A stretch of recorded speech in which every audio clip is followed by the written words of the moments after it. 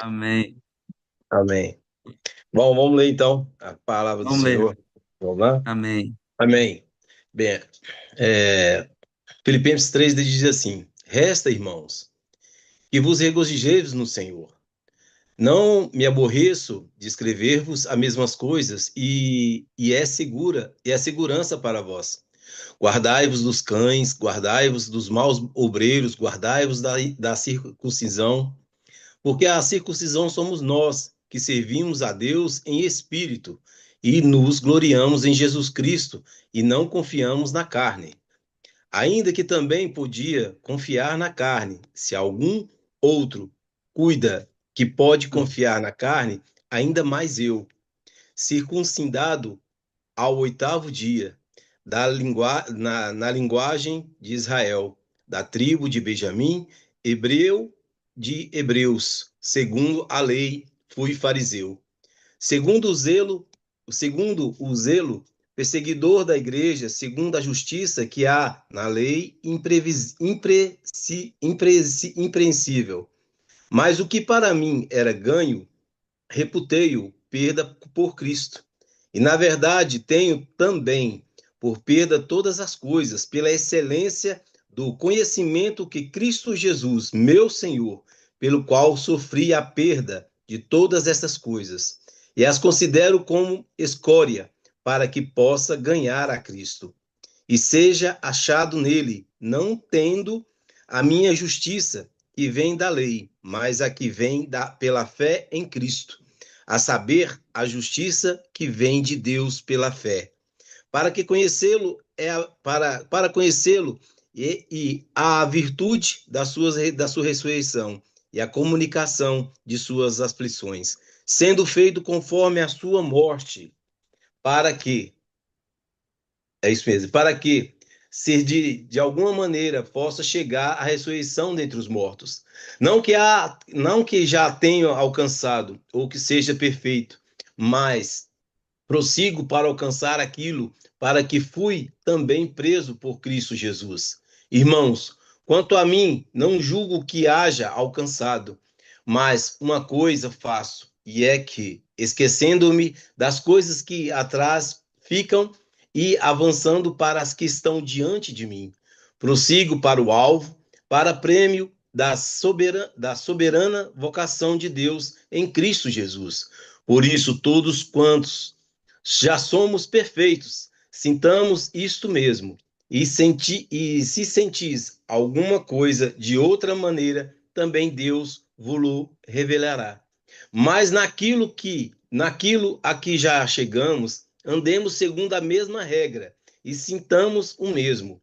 Sede também meus imitadores, irmãos, e tende cuidado segundo o exemplo que tendes em nós, pelos que assim andam, porque muitos há, dos quais muitas vezes vos diz, e agora também digo, chorando, que são inimigos da cruz de Cristo, cujo fim é a perdição, cujo Deus é o ventre e cuja glória é para a confusão deles, que só pensam nas coisas terrenas. Mas a nossa cidade estás nos céus, de onde também esperamos a salvação, o Senhor Jesus Cristo, que transformará o nosso corpo abatido para ser conforme o seu corpo glorioso, segundo o seu eficaz poder de sujeitar também a si todas as coisas. Amém. Amém. Glória a Deus. Que, Amém. que texto maravilhoso, né? E Se toda a poderoso. Bíblia é, se toda a Bíblia ela é rica e eficaz e proveitosa, esses textos aqui dessas cartas que nós temos lido têm sido algo assim muito maravilhoso. Essa igreja de Filipos, né, como nós já falámos, nós vemos Paulo chegando a Filipos lá em Atos capítulo 16. Ali é enfatizado muito a figura ali de Paulo e Silas na cidade de Filipos. Contudo, Timóteo estava com eles também, Lucas também já estava com eles, porque ele se refere àqueles eventos na, na primeira pessoa do plural, né? E então Lucas estava, Timóteo, logo no princípio de Atos, capítulo 16, demonstra como Paulo tinha o levado também circuncidado. Então nós vemos uma chegada ali, uma equipa de peso, né? Paulo, Silas, Timóteo, Lucas, uma chegada ali na Europa, que é essa igreja de Filipos, a primeira cidade europeia a ser evangelizada, a primeira pessoa a ser batizada, uma mulher, Lídia. Aí a igreja começa ali se reunindo. Foi uma chegada atribulada, porque a gente vê ali um espírito de adivinhação que possuía uma jovem que dava lucro para os seus senhores. Ele então repreende esse espírito de adivinhação. Às vezes, quando me perguntam desses pseudo-profetas de hoje que adivinham coisas e que fazem profecias e que revelam nomes e situações, isso não me admira, né? Paulo já combatia esse tipo de gente, esse tipo de espírito. Esse tipo de espírito já existia lá desde o início da igreja. E nós vemos ele lá em Filipos, né? Inclusive, ele é preso porque repreendeu esse espírito de adivinhação dessa jovem, né? E mais uma vez, aquela prisão foi uma provisão de Deus, porque naquela prisão havia um homem, não havia um homem, mas havia um homem que representava uma família, e Deus tinha um propósito com aquela família e com aquele homem, né? O carcereiro, que ele se converte ali na prisão e depois toda a sua casa e toda a sua família é então salva, como diz a palavra. Então, Atos capítulo 16, os irmãos que quiserem ler, para conhecerem um pouquinho mais dessa cidade de Filipos, essa prisão ali que parece, a gente quando vê como é que Deus lidava, as prisões de Paulo, elas são até quase um modus operandi da parte de Deus na vida de Paulo, e não só. Nós poderíamos chamar aqui prisões com propósito. Nós vemos isso em vários personagens bíblicos, por exemplo, José teve preso injustamente, e claro que toda aquela prisão foi um preparar de Deus também na vida de José, com um propósito maior, né? Nós vemos Jeremias também sendo preso, sendo açoitado, né? E ele ali mantém firme a sua fidelidade e continua pregando a palavra. Nós vemos Daniel também sendo preso, né? Numa cova, uma prisão punitiva, na cova dos leões, mas vemos como também é um propósito para que Deus fosse glorificado ali naquela nação. Nós vemos João Batista preso, né, mas que continua mesmo preso, sendo uma testemunha fiel, mesmo no seu martírio. Nós vemos Pedro e João, que foram presos logo no início ali de Atos dos Apóstolos, mas que essa prisão trouxe ousadia para a igreja. E depois vemos Paulo, ao longo das suas viagens, as suas prisões, que sempre contribuíram para o avanço e para os propósitos de Deus, não é? Então vemos que esse início atribulado ali de Paulo em Filipos, ele teve os seus frutos, apesar de ser um tempo difícil, mas esse lugar ele se tornou uma igreja abençoada e abençoadora no ministério de Paulo, apesar de toda a rejeição que ele teve ali, a prisão. Filipos foi uma igreja muito abençoadora, uma vez que esta carta ela é também uma carta de agradecimento pelas ofertas da igreja ao ministério de Paulo, né? Uma vez que ele estava preso em Roma e ele estava preso numa prisão domiciliar, como é que ele poderia pagar a renda dessa prisão se ele estava preso? Então, as igrejas, e principalmente a igreja de Filipos, ela contribuíam para que Paulo tivesse preso nessa casa onde ele tinha alguma liberdade de receber pessoas e também de escrever as suas cartas, e de enviar as suas cartas, né? Depois dos dois primeiros capítulos desta carta, onde Paulo fala aqui do modo digno do Evangelho, trazendo esse incentivo para a igreja para continuar-se vivendo em unidade, colocando Jesus ali como exemplo necessário para que a gente consiga viver nessa unidade. Neste capítulo, Paulo dá a sua própria vida como exemplo, né? Para que eles não se deixassem enganar por outras ideias e por outras vontades. Nós vamos ler texto a texto, Filipenses capítulo 3, o nosso irmão já leu, mas só para termos uma ideia, vamos agora expor versículo a versículo. Ele começa esse capítulo 3 dizendo: Olha, quanto ao mais, meus irmãos, alegrem-se no Senhor. Paulo havia falado sobre a salvação em Cristo Jesus, sobre como as pessoas deveriam desenvolver essa salvação em obediência ao Senhor, como as condições, né, em que Paulo se encontrava preso tinham servido para o crescimento desse evangelho que leva a essa salvação maravilhosa. E ele deveria ser vivido sem murmurações. Ele está dizendo de uma salvação maravilhosa, uma salvação que as cadeias não podem conter, que nós desenvolvemos com a nossa obediência, com a nossa humildade, sem murmurações. E Paulo está dizendo assim: fiquem alegres, se alegrem, não pensem que Deus nos abandonou. Não olhem para as circunstâncias, Deus está no controle. Se alegrem em Cristo, se alegrem em estar em Cristo. Era isso que Paulo estava incentivando esta igreja, né? Se alegrem porque a vossa esperança não está nesta terra.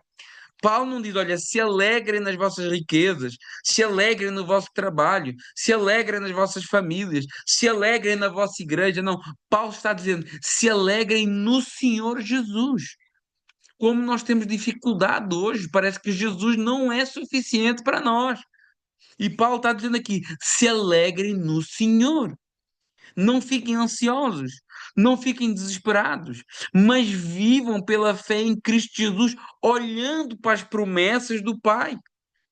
Todo esse modo digno que eu tenho falado a vocês, Paulo, estou parafraseando Paulo, claro, todo esse modo digno, toda essa vida em humildade, toda essa vida em renúncia, toda essa vida em união, isso tem uma recompensa, existe promessa para nós se formos obedientes àquilo que o Senhor nos tem chamado. Então, se alegrem no Senhor.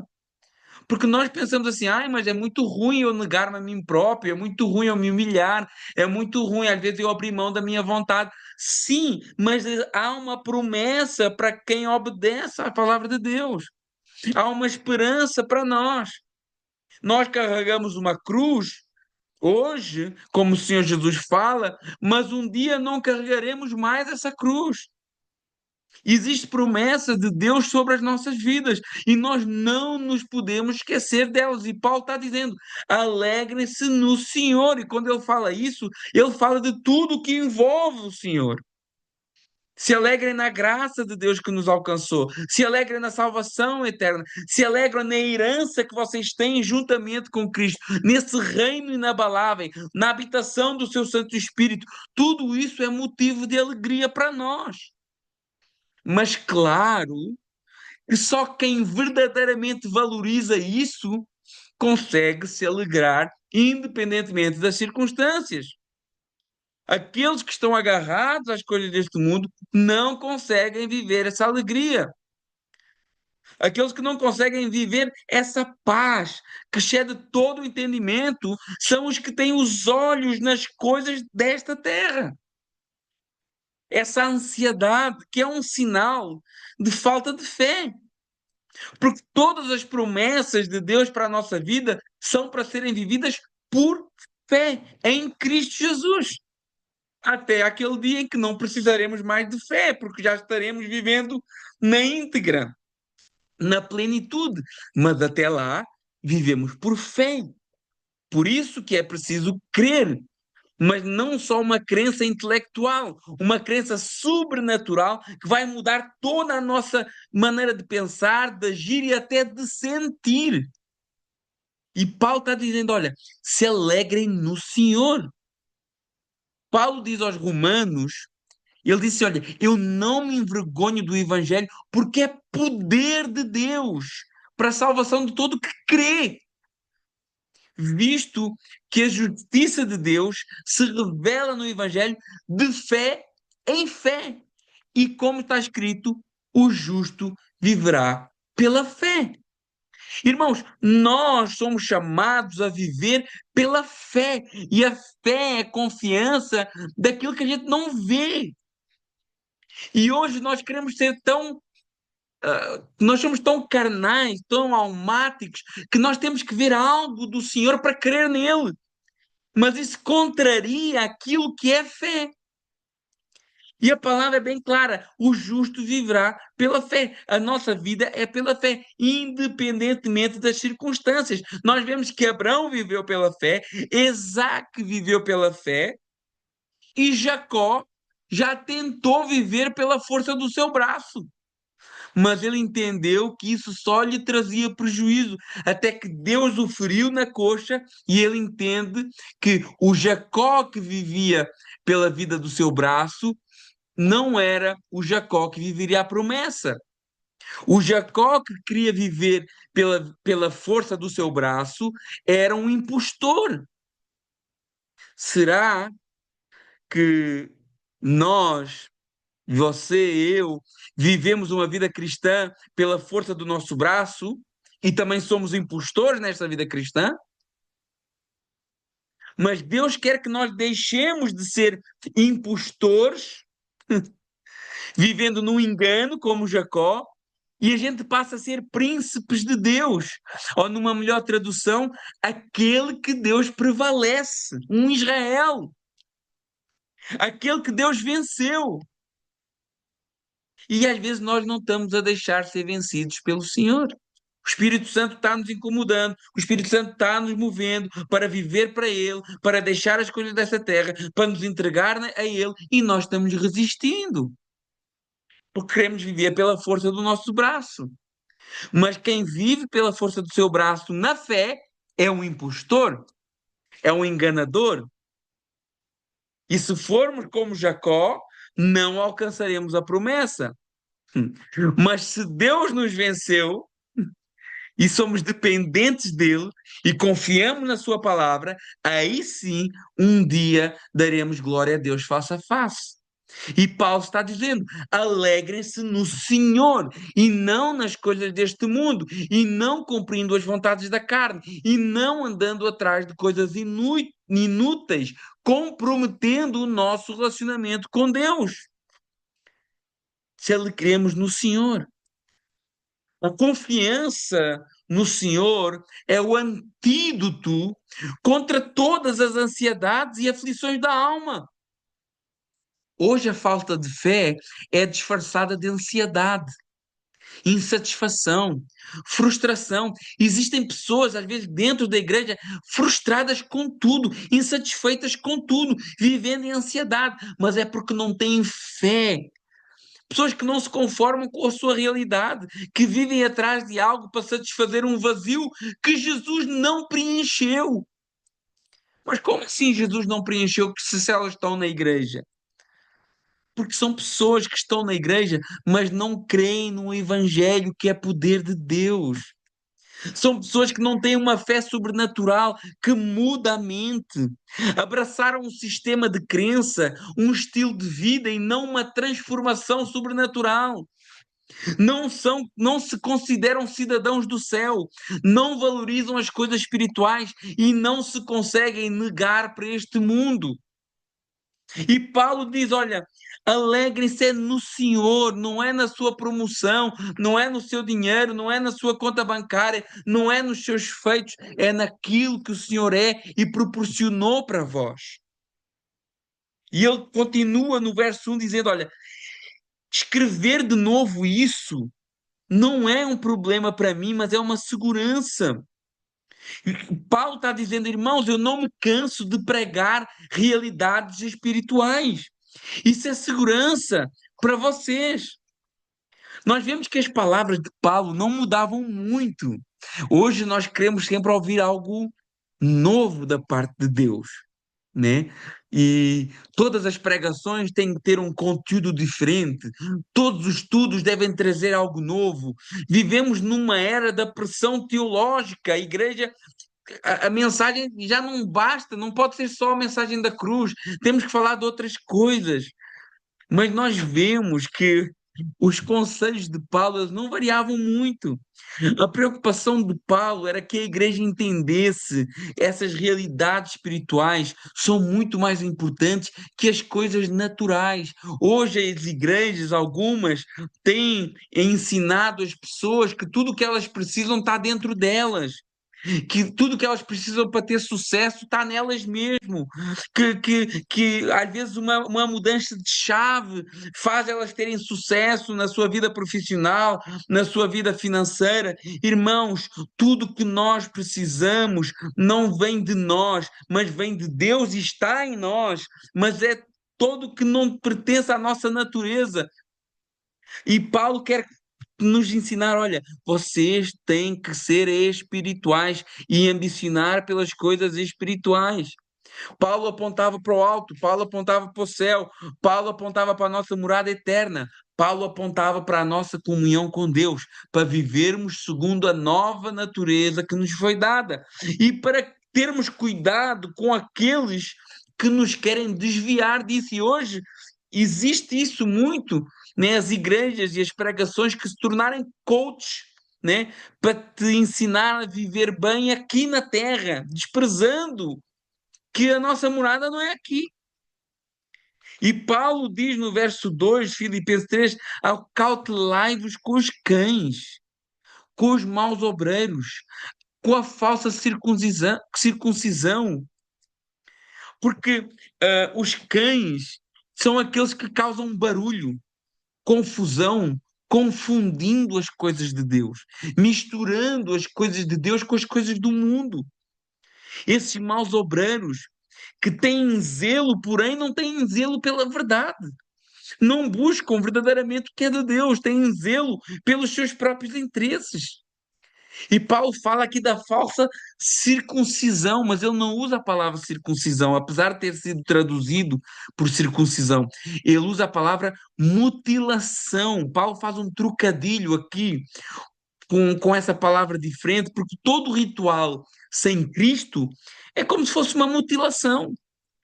Tudo o que nós fazemos fora da verdade, nós estamos a nos castigar a nós mesmos. Sacrifícios de tolo. E Paulo está dizendo à igreja: olha, alegrem-se no Senhor, alegrem-se em tudo aquilo que Ele prometeu para vós, alegrem-se na esperança que Ele nos deu. Não deem ouvidos àqueles que fazem confusão com o Evangelho, que buscam seus próprios interesses, querendo que vocês se mutilem, se cortem, se perturbem. Essa não é a verdadeira circuncisão. E ele diz qual é a verdadeira circuncisão no verso 13. Porque nós é que somos a circuncisão. Nós que adoramos a Deus no Espírito e nos gloriamos em Cristo e não na carne. Quem faz essas coisas, quem está atrás de bens materiais, das coisas deste mundo, dos estatutos, das vaidades, está confiando na carne. Mas Paulo está dizendo, nós não confiamos mais na carne.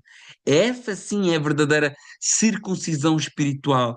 Ter uma mente transformada pelo poder do Espírito Santo, não nos gloriamos em nós mesmos, mas gloriamos naquilo que Jesus fez. Confiar no seu direcionamento para a nossa vida e abrir mão das nossas próprias conquistas. E Paulo dá depois o exemplo dele mesmo. Ele não aponta um irmão da igreja, olha, vocês viram o que é que fulano fez, vocês viram o que é que ele vivia, como é que ele vive hoje. Ele já tinha dado o exemplo de Cristo lá atrás, que sendo Deus, se esvazia e vive como homem, não só como homem, mas como servo obediente até à morte. E ele agora diz: olha, eu também podia confiar na carne. Se alguém pode confiar na carne, eu poderia. Verso 4 a 6. Qualquer outro pensa que pode confiar, eu ainda mais. Circuncidado o oitavo dia, da linhagem de Israel, tribo de Benjamim, hebreu de hebreus, quanto à lei fariseu, quanto ao zelo perseguidor da igreja, quanto à justiça que há na lei, irrepreensível. Paulo diz assim: olha, vocês acham que podem confiar na carne, mas eu posso, porque eu era irrepreensível. Eu era o cara que estava à frente do meu tempo. Ele mesmo diz que era avançado em relação aos outros da sua idade. E ele dá aqui um currículo com 7 credenciais. circuncidado, nação de Israel, tribo, hebreus de hebreus, ou seja, cultura, linguagem, tudo, fariseu. Paulo tinha alcançado uma posição e um estatuto invejável para uma altura em que a religião tinha um peso tão grande no dia a dia da comunidade. A religião tinha um peso tão grande, uma importância tão grande, que eles podiam até apedrejar pessoas, até matar. Praticamente eles matavam, se fosse necessário, tentaram fazer com Paulo.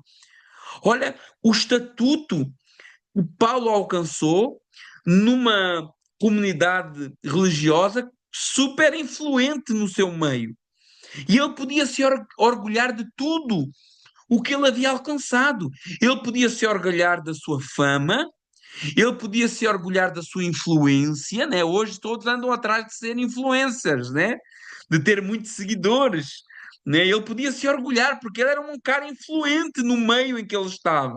Do seu conhecimento, Paulo era uma pessoa erudita, né? Da sua origem, né? Sangue azul, digamos assim. Ele poderia olhar para os outros, inclusive judeus, de cima para baixo. E o que ele tinha alcançado certamente seria invejado por muitos. Mas olha o que é que Paulo diz no verso 7. O que para mim era lucro, considerei tudo perda por causa de Cristo. Ele diz que ele assume que para ele era lucro. Ou seja, a certa altura da sua vida, ele considerava a sua posição como algo importante. A certa altura da sua vida, Paulo teria orgulho do estatuto que ele havia alcançado. A certa altura da sua vida, ele se gabava do seu conhecimento, da sua erudição, do seu intelecto, de como ele era temido, de como ele era respeitado, até que Jesus apareceu na sua vida. E quando Jesus toma conta, tudo muda. Os planos mudam, as prioridades mudam, os desejos mudam, os gostos mudam. E Paulo está dizendo: tudo o que eu era no passado tinha muita importância para mim, até que Jesus me chamou. Aleluia. E ele diz: olha, quando Jesus me chamou, que ele disse: olha, para mim era lucro, para mim era bom, mas quando eu fui alcançado por Jesus, eu considerei tudo como perdido, como sem importância. Ele continua no verso 8: sim, sim, eu considero tudo perdido por causa da sublimidade do conhecimento de Cristo Jesus, meu Senhor, por amor do qual perdi todas as coisas e considero como esterco, refúgio para ganhar a Cristo. Paulo está dizendo assim: tudo o que eu tanto valorizava, para mim virou lixo, para mim perdeu valor. A fama, o estatuto, a influência, a origem, tudo o que eu era não tem qualquer valor diante daquilo que Jesus hoje é para mim, por causa da sublimidade do conhecimento de Jesus. Aquilo que eu recebi do Senhor supera tudo. É o que Paulo está dizendo. Irmãos, vamos viver isto aqui. Abra mão das suas vaidades, de muitas coisas que você planeja, que vão te afastar de Deus, que não vão te edificar, e viva a sublimidade do conhecimento de Jesus. Não deixe as coisas deste mundo corrompido lhe tirem o foco daquilo que Jesus tem preparado para si. Irmãos, eu lembro-me, só um pequeno testemunho.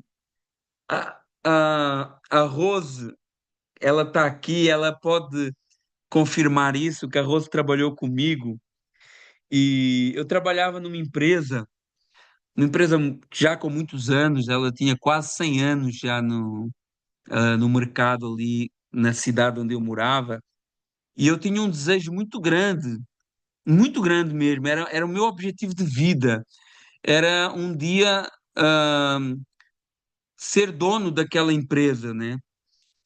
E, e eu vivi grande parte da minha vida em busca disso.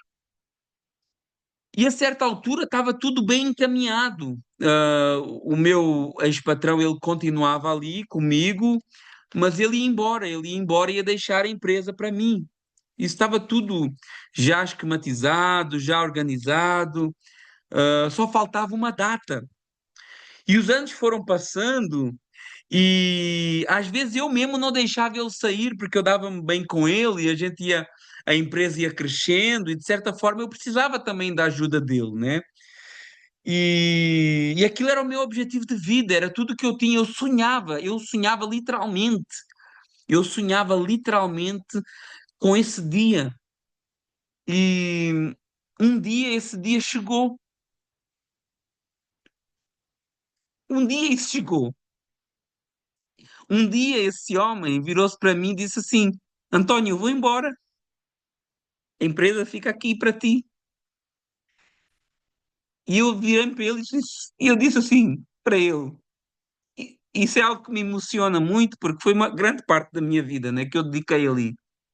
Mas no dia que ele disse aquilo que eu tanto queria ouvir, né, António, eu vou embora e a empresa vai ficar aí para ti. Estamos a falar de uma empresa com cerca de 30 funcionários, que faturava 4.000, 3.000 euros por dia. E quando ele disse aquilo, António, eu vou-me embora e tu ficas aí com a empresa, eu disse assim, Senhor Pedro, eu agradeço, mas isso já não me diz nada. Isso já não me motiva. Todo aquele amor, toda aquela paixão, toda aquela ambição que eu tinha por isto, eu não sei porquê, mas desapareceu hoje. Eu quero cumprir o meu chamado. E é isso que Paulo está dizendo aqui. Olha, eu considerei isso como lucro. Para mim era importante aquilo ali. Para mim era a minha vida aquilo. Eu sacrifiquei a minha própria família. Eu deixei de ter fim de semana com a família, férias com a família, dar atenção aos meus filhos, principalmente os mais velhos que sofreram mais com isso. Aquilo era tudo para mim. Aquilo era o meu lucro. Mas um dia Deus mudou tudo. Um dia Deus, Jesus, passou a ser tudo o que eu tenho, a coisa mais importante que eu tenho. E é isso que Paulo está dizendo. Paulo abriu mão de tudo e considera todo esse lucro que ele tinha como um lixo. E ele diz assim: lixo para quê? Pela sublimidade do conhecimento de Cristo, pelo conhecer Jesus. Você pode pensar assim: caraca, mas Paulo já conhecia Jesus, mas ele queria sempre conhecer mais de Jesus. Ganhar a Cristo, ele fala assim, ele dá aqui 5 objetivos principais, né, no texto, né, pelo qual perdi todas as coisas e as considero como refúgio, como para ganhar a Cristo. Irmãos, não tem como você ganhar a Cristo e o mundo ao mesmo tempo. Não tem. Não tem como servir dois senhores. Não tem como nos dividirmos nos nossos objetivos. Ou lutamos para ganhar a Cristo, ou lutamos para ganhar o mundo. E quando ganharmos todo mundo, Deus pode chegar um dia e dizer, como Jesus falou lá em Lucas 12, 20: Louco, esta noite te pedirão a tua alma, o que é que tens preparado e para quem será? Oh Deus! E Paulo considerava tudo como perda por algo muito mais importante: ganhar a Cristo. No verso 9 dá um outro objetivo de Paulo. Verso 9: e ser achado nele. Ou seja, não ser achado na minha própria justiça, porque a minha própria justiça, a palavra diz que é como trapo de imundícia. E quando Deus derramar a sua ira nesta terra, será que eu estarei escondido em Cristo Jesus? Será que eu poderei ser achado nele? Se Deus derramar a sua ira sobre esta terra hoje, onde é que Deus vai te achar? No mundo ou em Cristo Jesus? Aleluia. Será que nós temos tentado ganhar a nossa salvação por méritos próprios, tentando conquistar o favor de Deus com os seus atos de justiça, tentando conquistar os favores de Deus, frequentando uma igreja, cumprindo rituais religiosos? Ou será que Deus vai me encontrar agarrado na cruz do nosso Senhor e Salvador Jesus Cristo?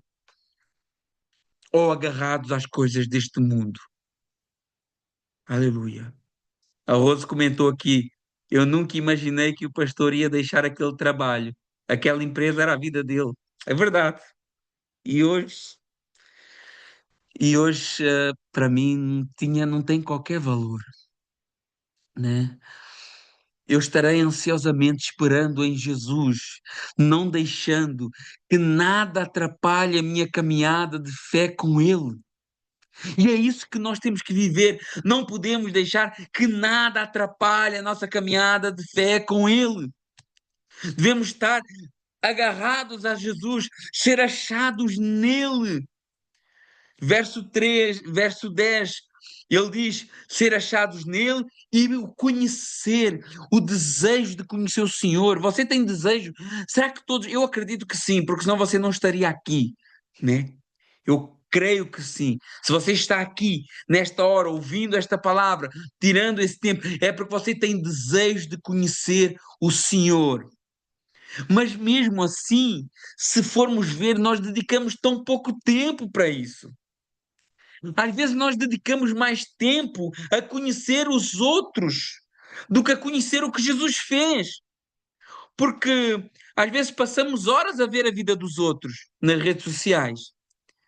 Vidas que não são verdadeiras, vidas que não edificam, vidas que em nada podem transformar a nossa própria vida, mas a vida daquele que pode mudar radicalmente toda a nossa existência, a vida de Jesus, por vezes parece não ser interessante para nós.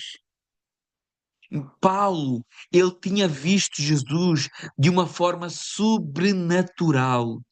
Paulo tinha sido levado ao paraíso. Paulo havia recebido o evangelho do próprio Jesus. Já pensou nisso? Que ele disse: olha, eu não recebi o meu evangelho de homens. Paulo foi evangelizado pelo próprio Jesus. E qual era o seu desejo? Conhecer Cristo. Aleluia. E ele está ao ponto de ser sacrificado. E ele faz um último pedido a Timóteo. Está lá em 2 Timóteo, capítulo 4, verso 13. Ele diz assim: olha, quando vieres, traz a capa que eu deixei em Troade, na casa de Carpo, e traz os livros, principalmente os pergaminhos. Paulo está a ponto de ser decapitado, de ser morto pelo Evangelho. E olha o que é que ele quer. Ele quer aprender mais do Senhor. Ele quer meditar mais na palavra do Senhor. Ele não pede, olha, Paulo, traz uma comida boa, traz uma roupa luxuosa, traz pessoas. Não, ele disse assim, olha, Paulo, traz os livros, traz os pergaminhos, porque eu preciso de meditar mais na palavra, eu preciso de conhecer mais o Senhor. Veja bem o desejo de Paulo, esse homem, e como esse desejo é desprezado hoje pela igreja. Paulo desprezava tudo o que muitos já mencionavam, mas ele não desprezava o conhecimento de Jesus. Ele desprezava a vaidade, mas ele não desprezava se humilhar diante do Senhor. Ele desprezava sua influência, mas ele não desprezava ser achado no Senhor, conhecer o Senhor. E não fica por aqui, no verso 10 ele diz: conhecer e também o poder da sua ressurreição. Mas que poder é esse? Qual é o poder que existe na ressurreição? Talvez a gente possa às vezes pensar que a morte de Cristo na cruz foi só aquilo ali. Foi o suficiente e a ressurreição foi um extra, mas a obra é completa com a ressurreição, né? Romanos 4:25 diz que Jesus, o qual foi entregue por causa das nossas transgressões e ressuscitou por causa da nossa justificação. Então, a nossa vitória, ela está na morte e ressurreição do Senhor. Na sua morte e ressurreição, nós somos justificados. Por isso que Paulo diz lá em 1 Coríntios 15, 17, ele diz: se Cristo não ressuscitou, é vã a nossa fé e ainda permanecemos nos nossos pecados. Na cruz se conquista perdão e a ressurreição é o veredito de Deus que confirma esse perdão. Vencendo o pecado na cruz, Jesus venceu as consequências do pecado, que é a morte. E isso é confirmado com a sua ressurreição. Porque se Jesus ressuscitou, nós somos justificados. Se ele não ressuscitou, significa que a sua morte não seria válida.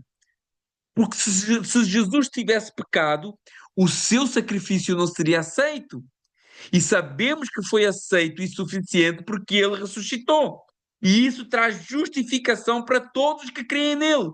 Na fé, na obra completa de Jesus, que nos justifica de todo o pecado, não porque as consequências deixam de ter efeito, né? Nós temos fé na obra completa de Jesus, né? Que ele nos justifica de todo o pecado e as consequências desse pecado, que é a morte.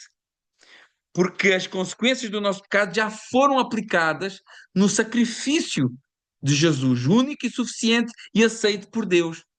Uma vez que ele é apto para tomar a nossa culpa, nós fomos justificados diante de Deus por Cristo. E nós nos identificamos com Jesus também na nossa vida, vivendo essa morte também para o mundo e para a carne, e uma ressurreição para a nova vida, à semelhança dele. Uma vida justificada sem mais inimizade entre nós e Deus, vivendo como Jesus e, se necessário, sofrendo como Jesus, né? É o que Paulo diz: comunhão dos seus sofrimentos, conformando-me com ele na sua morte.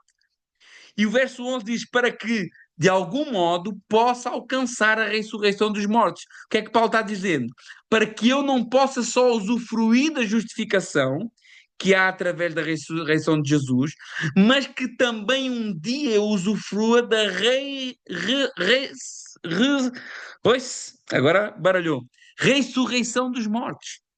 Então, eu usufruo da justificação, mas um dia usufruirei da ressurreição dos mortos, porque assim como Deus venceu o pecado e a morte, nós em Jesus também já vencemos o pecado e no futuro também a morte, se entretanto Jesus não voltar. E ele diz no verso 12,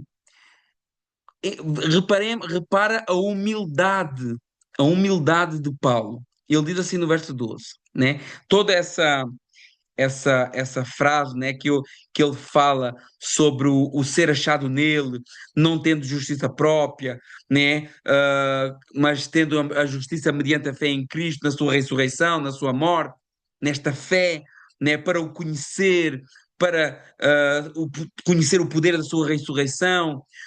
E ele diz assim, para ter comunhão com os seus sofrimentos, para de algum modo alcançar a ressurreição dos mortos.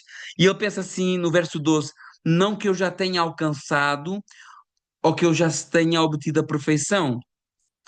Olha, Paulo é uma pessoa tão elevada espiritualmente, tão usada por Deus, mas olha a humildade de Paulo, né? Ele disse: olha, não que eu já tenha recebido ou que eu seja perfeito. Paulo não se põe aqui como um super crente, perfeito, imune a falhas, imune a pecados, imune a poder ter um deslize. Não. Ele diz assim: olha, não que eu já tenha, não que eu já seja perfeito, mas eu faço uma coisa. No verso 12, eu prossigo para conquistar aquilo para o qual também fui conquistado. Paulo, ele evita aqui assim triunfalismo vaidoso, né? Ele diz assim: não, salvo, sim, sou salvo, mas maduro também, para entender que é necessário perseverança. Paulo diz assim: olha, devemos ter confiança na nossa salvação, sim, mas ao mesmo tempo ter humildade para reconhecer que ainda habitamos num tabernáculo, ou seja, num corpo corruptível, que ainda temos uma carne que luta contra o espírito, que ainda precisamos de vigiar para não cairmos nas ciladas e nos enganos de Satanás, porque a palavra diz que a nossa luta não é contra carne e sangue, mas contra principados, potestades, espíritos malignos, ciladas que o inimigo ele nos coloca na nossa frente para nos fazer cair. E Paulo tinha plena consciência que ele caminhava em busca da perfeição, em busca de ser aperfeiçoado. Ele diz também lá em Efésios capítulo 4, verso 11 e 12, ele diz que Deus deu para a igreja uns para apóstolos, outros para profetas, outros para mestres, outros para pastores, outros para evangelistas, em vista o aperfeiçoamento até ao dia do Senhor. Então, nós estamos nos aperfeiçoando até o dia do Senhor, seja ele para nós individualmente, seja coletivamente no arrebatamento da igreja. Então, Paulo ele tinha essa maturidade para entender que ele também, Deus estava completando a obra na vida dele, como está completando a obra nas nossas vidas.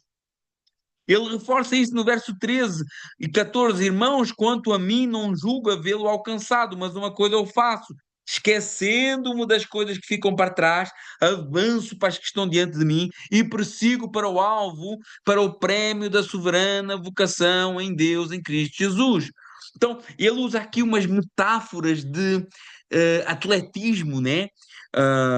Correndo, foco, resistência, né? Paulo compara essa caminhada cristã como uma prova de atletismo, uma salvação que nos é dada pela graça, né? Mas é mantida pela perseverança e obediência pelo agir do Espírito Santo na nossa vida.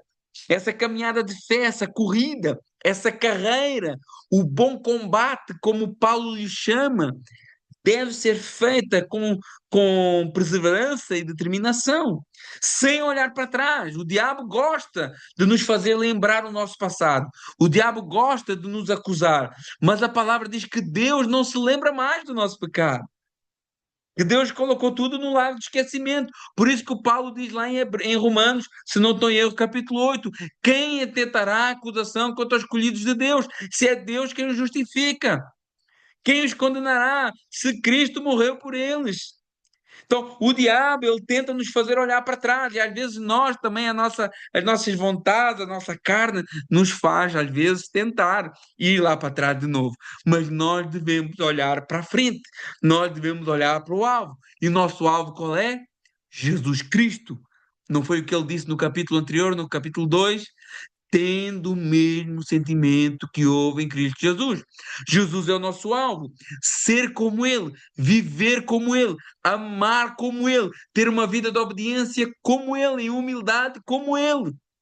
E isso pode ser difícil, e isso pode ser um negar de nós mesmos, um sacrifício, mas Paulo diz que ele faz isso para o prémio da soberana vocação de Deus em Cristo Jesus. Então, existe uma recompensa, a vida eterna, sem mais as consequências e influências do pecado. Né? Um texto que resume bem toda essa caminhada de fé é também Hebreus 12, do 1 e 2, quando diz: olha, nós temos uma grande nuvem de testemunhas, então vamos nos desembaraçar de todo o peso, de todo o pecado que nos assedeia e corramos, mais uma vez, essa linguagem de prova, de atletismo, com perseverança a carreira que nos está proposta, olhando para o autor e consumador da fé, Jesus. E no verso 15 diz: todos, pois que somos maduros, tenhamos esse sentimento. Porventura, se pensais de outro modo, também Deus vos esclarecerá. Todavia, andemos de acordo com o que já alcançamos. Olha, que sentimento é esse? Sejam maduros e tenhamos esse sentimento. Que sentimento é esse que Paulo está se referindo? Né? É esse modo de pensar que Paulo está reforçando, dessa maturidade espiritual para entender o que realmente é importante na nossa vida, que a nossa confiança não está neste mundo, nos estatutos, nas vaidades, nas conquistas, na nossa carne, tudo isso é esterco e que o mais importante é conhecer Jesus e ser participante da sua ressurreição, vivendo em perseverança e obediência a Deus. Isto é uma postura de maturidade. Saber que se é salvo, que em Cristo, que é filho de Deus, herdeiro da promessa, mas encarar todas essas grandiosas realidades com temor e tremor, vigiando e tendo consciência de que temos de correr para o alvo, que é Jesus. Continuar naquilo que já temos, de olhos abertos para a verdade, pela revelação do Espírito Santo, perseverando e olhando para Jesus. Mas Paulo termina o capítulo 3 nos dando dois exemplos. Exemplos positivos e exemplos negativos. Mais uma vez ele aponta os holofotes para ele mesmo, no verso 17. Ele diz assim: irmãos, sede imitadores meus e observai os que andam segundo o modelo que tendes em nós. O discipulador deve ser um exemplo vivo. Eu admiro a ousadia de Paulo ao dizer isso, porque se nós ouvirmos alguém a dizer isso hoje, ficamos chocados, ficamos escandalizados. Mas isso é um sinal, ao mesmo tempo, na humildade de Paulo, uma ousadia de estar à altura daquilo que ele pregava. E é muito triste, meus irmãos, nós não vivermos o que pregamos. É muito triste eu estar aqui a dizer uma coisa para os irmãos, mas quando eu desligar essa live, ser uma coisa completamente diferente. É muito triste eu pregar algo no púlpito, mas depois no secreto ser algo que não tem nada a ver com aquilo que eu falei. E nós temos que ter ousadia também para assumir o nome que nós carregamos e não carregar o nome de Deus em vão, porque isso é desobediência direta a um mandamento do Senhor. Quando o Senhor fala, olha, não carregarás o meu nome em vão, não é dizer Jeová à toa e Deus, até porque Deus é um nome genérico. Não é isso. É eu não viver de uma maneira que não seja digna deste nome. E nós devemos ser exemplos vivos daquilo que pregamos. Ainda que a nossa esperança não esteja em pessoas, e não está, nós, como cristãos, devemos sim ser um exemplo a seguir. E será que alguém pode olhar para nós e ver Cristo em nós? Nós temos essa responsabilidade. Podemos dizer com toda a confiança, como Paulo disse noutra situação, em 1 Coríntios capítulo 11, verso 1, sede meus imitadores, como eu também sou de Cristo. O bom disso tudo é que nós temos o manual de instruções para saber se alguém está sendo verdadeiramente imitador de Cristo, porque ninguém consegue enganar durante muito tempo. Então, nós devemos assumir essa responsabilidade de viver de acordo com aquilo que Cristo é, com aquilo que Cristo nos ordenou. Mas tenha algo em mente. As suas atitudes têm que ser de acordo com aquilo que a palavra de Deus diz. E Paulo tinha ousadia de dizer: olha, pode me imitar porque eu imito Cristo. E enquanto eu estiver a imitar Cristo, então olhem para mim que eu sou digno de olhar. E ele depois dá um outro exemplo negativo. E já vamos terminar no verso 18, 19 e 20. Ele diz assim: olha, pois muitos andam entre nós. Olha o que é que Paulo está dizendo aqui. Muitos andam entre nós. Paulo não está falando de pessoas de fora, está falando de pessoas de dentro. E olha o que é que ele fala dessas pessoas de dentro da igreja, dos quais repetidas vezes eu vos dizia, e agora até chorando. Olha como Paulo vivia esse amor pelas pessoas. Irmãos, o quanto que é triste ver alguém que se desvia do caminho do Senhor. O quanto que é triste ver alguém que despreza a exortação. O quanto que é triste ver alguém que despreza a palavra, que prefere viver na mentira, que prefere viver se enganando eles próprios, que preferem caminhar para o inferno do que caminhar para a salvação. Como é triste! E como um pastor, um líder, alguém que zela pelo evangelho, sofre com isso. Paulo diz assim: olha, eu vos digo até chorando que esses que estão no nosso meio são inimigos da cruz de Cristo. Que palavra forte Paulo usa aqui. E ele diz assim: olha, o destino deles é a perdição. O Deus deles é o seu ventre, as suas vontades. E a glória deles está naquilo que eles deveriam se envergonhar. Mas por que isso tudo? Paulo termina: porque só se preocupam com as coisas deste mundo. E ele resume assim esse ensino do capítulo 3. Pessoas que andam na igreja, mas não foram transformados. E sabe qual é a prova disso? Só se preocupam com as coisas terrenas. E isso os faz inimigos da cruz. Por quê? Porque a palavra do Senhor diz que aquele que quer ser amigo do mundo é inimigo de Deus. Se é inimigo de Deus, é inimigo da cruz. Porque a cruz nos faz deixar tudo por uma causa. E muitos estão deixando, né, esta causa da cruz por qualquer coisa. Pessoas que estão travestidas de religião. Elas vivem é como um transexual que altera o seu corpo, um homem que nasce homem e altera o seu corpo para se tornar uma mulher, mas que na realidade nunca vai deixar de ser homem. E muitos estão na igreja que alteram os seus hábitos, que alteram as suas ações, até algumas coisas que fazem, deixam de fazer, mas continuam com os olhos nesta terra, nos bens, nas coisas, nos sucessos, nas famas, nas vaidades. Esses são transreligiosos, digamos assim. Não sei se existe essa observação. São pessoas transvestidas de religião, mas que continuam a ser inimigos da cruz. E Paulo diz: porque só se preocupam com as coisas terrenas. E ele termina esse texto dizendo assim: meus irmãos, não se enganem. Vocês estão aí em Filipos muito orgulhosos, né?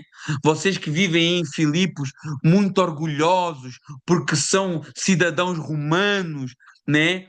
Às vezes a gente pode pensar, olha, vocês estão muito orgulhosos, né? Porque são assembleanos, porque são batistas, porque frequentam uma igreja. Olha, lembrem-se de uma coisa: a nossa pátria está nos céus, de onde não existe nada dessas denominações, dessas diferenças, das coisas deste mundo lá não tem nenhuma importância.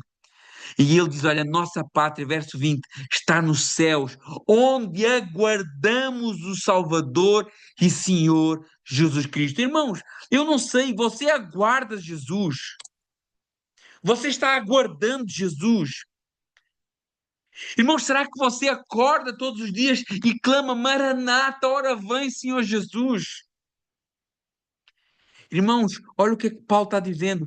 A minha pátria, a nossa pátria está lá e nós aguardamos, nós cremos que Jesus venha logo. E quando vier, ele vai transformar esse corpo de humilhação, esse corpo que nós temos que lutar contra ele, esse corpo que nós temos que contrariar as suas vontades, esse corpo que é contrário a nós, que luta contra o nosso espírito. A Bíblia diz, verso 21, Filipenses 3, que ele vai ser transformado para ser igual ao corpo de sua glória, segundo a eficácia do poder que ele tem para subordinar a si todas as coisas. Aleluia. Glórias a Deus. Que a gente possa ter os nossos olhos fixos nessa realidade. Que a gente possa ter a nossa mente transformada, renovada e ambicionar verdadeiramente as coisas do alto. Em outra carta, Paulo diz aos Colossenses, no capítulo 3, no verso 1, algo muito importante. Ele diz assim: olha, Vocês foram ressuscitados com Cristo. Busquem as coisas do alto, porque é lá onde Cristo vive, sentado à direita de Deus. Pensai nas coisas do alto e não nas que são aqui da terra, porque vocês já morreram e a vossa vida está oculta juntamente com Cristo em Deus. E quando Cristo, que é a nossa vida, se manifestar, vós também sereis manifestados com Ele em glória. Irmãos, não há nenhuma glória neste mundo possa se comparar à glória que nós teremos quando Jesus vier nos buscar. E eu peço a todos vós, a todos que aqui estão, irmãos, não viva uma vida inútil na presença do Senhor. E viver uma vida inútil é viver uma vida ansioso, frustrado, obcecado pelas coisas deste mundo. Isso é viver uma vida inútil. E viva neste mundo, porque nós também não podemos para já fugir dele, mas viva nesse mundo, colocando em primeiro lugar na sua vida as coisas de Deus. Ai, mas eu tenho que trabalhar. Tem. Ai, mas eu tenho que pagar. Tem. Mas não se esqueça, quem te sustenta é o Senhor. É Ele que te dá saúde, é Ele que te dá força, é Ele que te dá vida, é Ele que te levanta da cama, é Ele que abre portas, é Ele que te fecha portas. E se nós buscarmos o seu reino e a sua justiça em primeiro lugar, nada Ele vai te fazer faltar. A palavra do Senhor diz uma coisa muito interessante, Timóteo.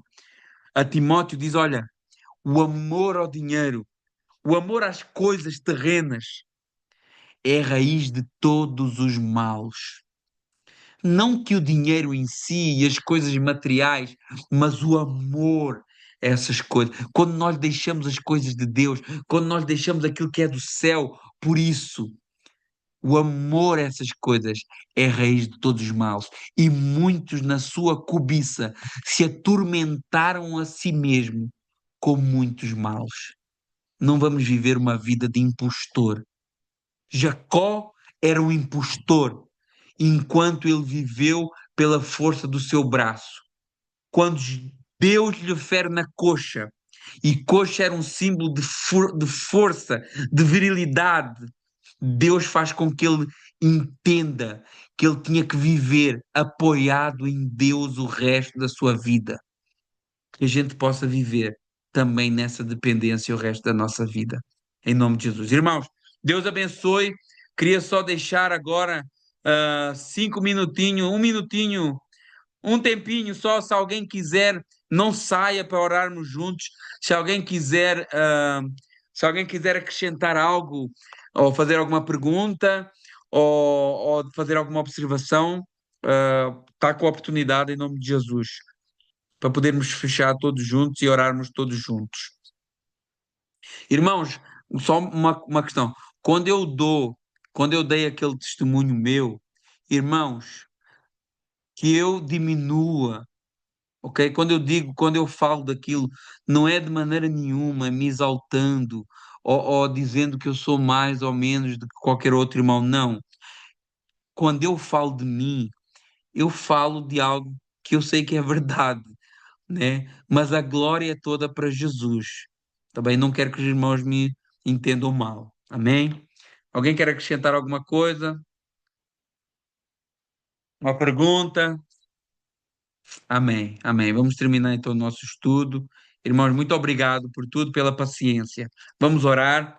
Seu meu Deus e meu Pai, muito obrigado, Senhor, por tudo aquilo que o Senhor é para nós e que a gente possa se sentir plenos no Senhor, nos sentir plenos em tudo o que o Senhor fez, em tudo o que o Senhor faz, em tudo que o Senhor ainda vai fazer nas nossas vidas, Pai.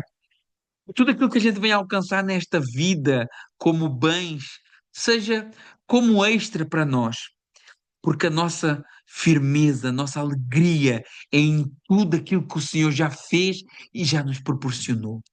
Que a gente possa vivendo essa alegria do Senhor, que a gente possa viver essa fé, essa esperança na recompensa que nos aguarda um dia, que a gente possa viver perseverantes, correndo essa carreira, essa caminhada de fé, esse combate pela santidade, pela obediência, por uma vida íntegra na tua presença, desprezando todas as bandejas de Satanás, todas as influências mundanas. E olhando para o alto, porque é lá que é o nosso lugar, é lá que nós estamos, sentados no trono do Senhor. Que a gente não venha trocar o trono do Senhor pelos tronos de homens, que a gente não venha a trocar as bênçãos espirituais infinitas e incorruptíveis por bênçãos materiais corruptíveis e finitas, que a gente possa buscar o teu reino em primeiro lugar, que eu te peço e te agradeço, em nome de Jesus.